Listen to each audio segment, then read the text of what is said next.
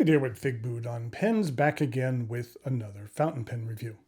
Today I have for you one of the latest releases from Visconti, which is from one of their lesser expensive entry-level lines, which is the Rembrandt S. What I'm going to do today is go over the parts and features of this newly redesigned offering, talk about what I care for and what I don't care for about this pen. I'll show some measurements, size comparisons, and provide a writing sample. Thanks go out to the good folks at Coles of London, the U.S. distributors for Visconti, as well as SD DuPont, for providing this pen on loan for review. The Rembrandt model has been out for a number of years, but in 2022 it received the aforementioned redesign. During the writing sample, I'll show you a comparison between the current and previous models so that you can see the differences for yourself. The pen arrives in this nice Visconti box. The sleeve slides off, and then inside we have a couple of things. There is a use and care guide, and then there is a little pillow, and then inside we have the pen. This is the Visconti Rembrandt S in Bordeaux. These pens are available in fountain pen, rollerball, as well as ballpoint, and come in 4 different colors. There is blue, Bordeaux, orange, as well as black.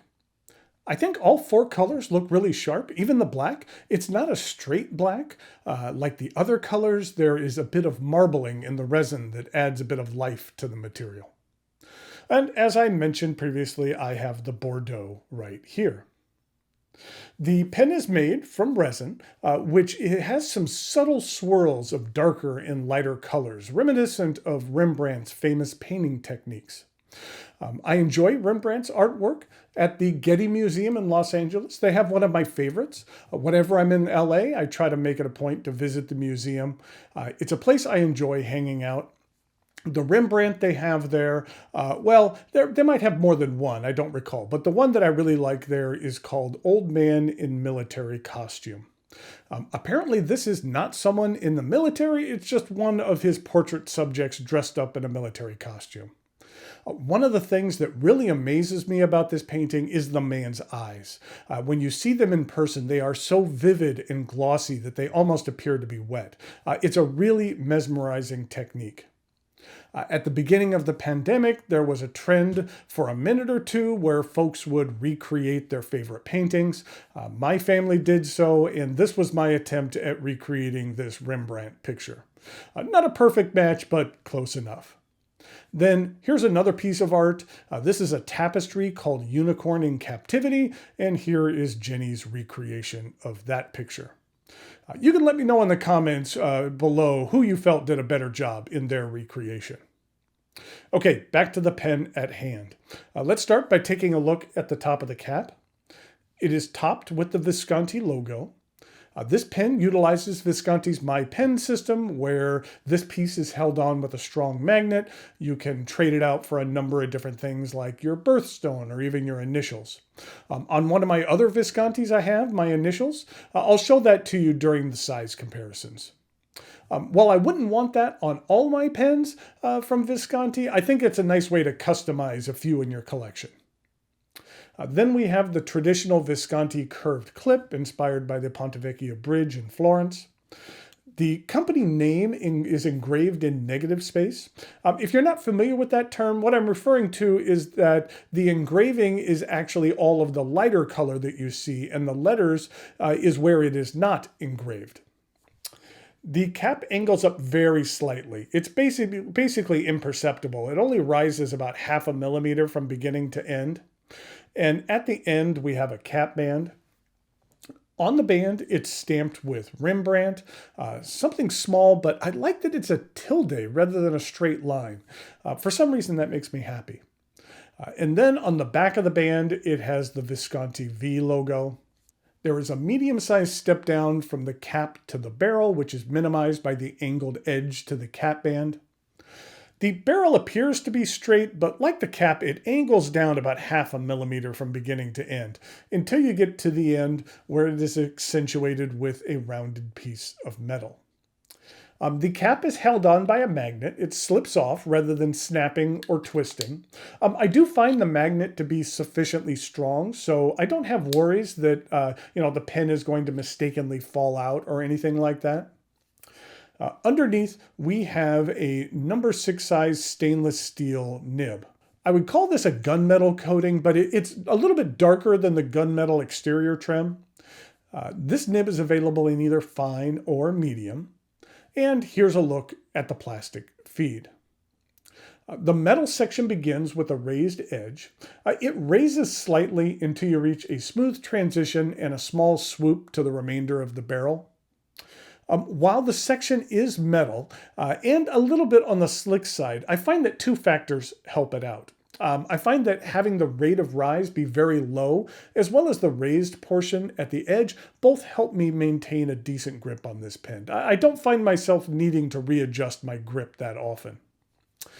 The cap does post, and it does post securely. With the magnet in the forward position of the cap, the weight distribution is focused more towards the band.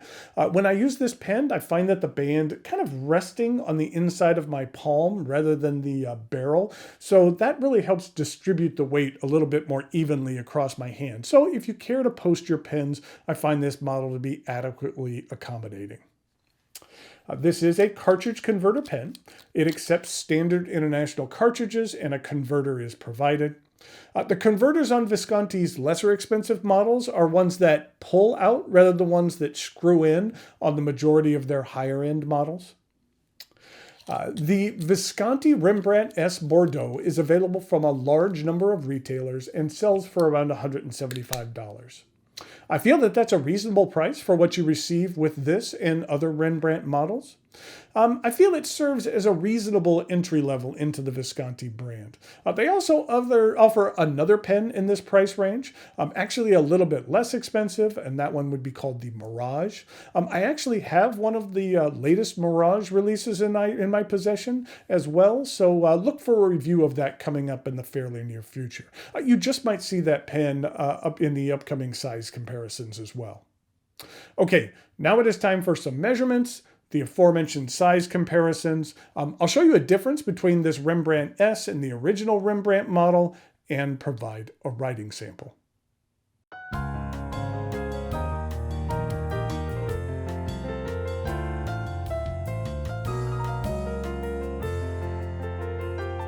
Here we go with some size comparisons for the Visconti Rembrandt S Bordeaux. I wanted to give you another closer look at that material. I just think that the swirls are really nice and subtle in here, and it's going to vary from pen to pen.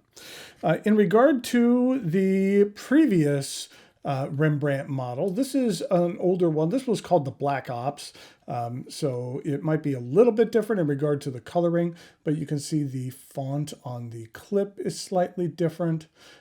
Then you could also see the bands are a little bit different. The band design is a bit different, with this one having some triangles here on the top.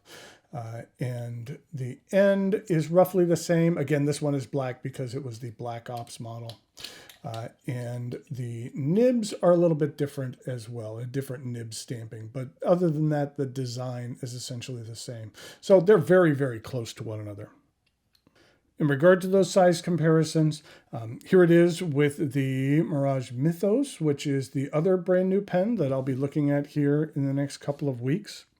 And then here it is with a Homo sapiens, and this is the Magma. And then I mentioned that one of my pens had the My Pen system with my initials, and there it is. You can see it's flat as opposed to the Visconti on it. And then finally, here it is with a Van Gogh, and this was in the irises. In regard to some non-Visconti pens, here it is with a Leonardo Momento Zero Grande, and here it is with a Pilot Vanishing Point. And finally, here it is with one of my recent acquisitions, which is a Montblanc Starwalker, and this is the Ultra Black version, which kind of is a black matte version, which I like very much.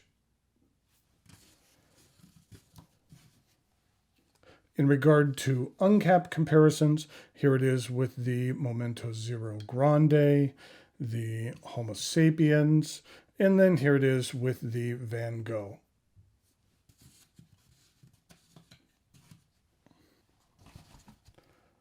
Here we go with the writing sample for the Visconti Rembrandt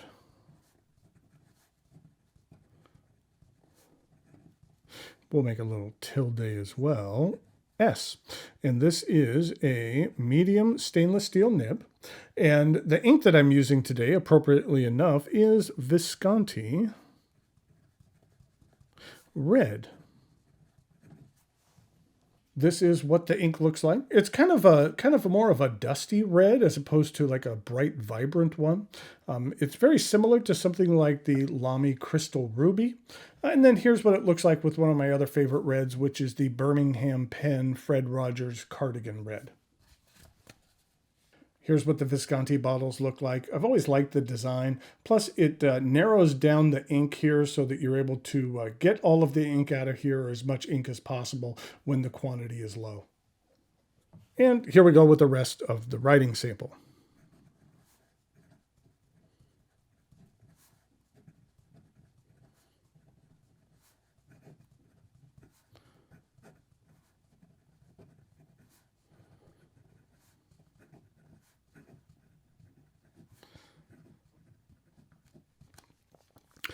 I find the stainless steel nib to be decently smooth. You can get a little line variation out of here. If you press it just a little bit, you can get a little line variation out of there.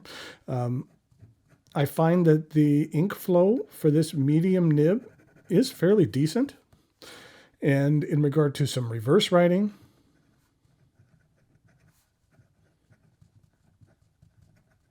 it is a little scratchy, but it gets the job done.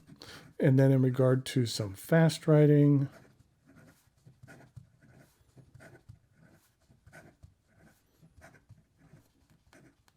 the feed keeps up just fine. So there we have the Visconti Rembrandt S. I think that for an entry-level model into the Visconti brand, that this is really nice. I think that it comes in a variety of nice colors and that it performs nicely as well. So until next time, thanks for watching, and I'll talk to you later.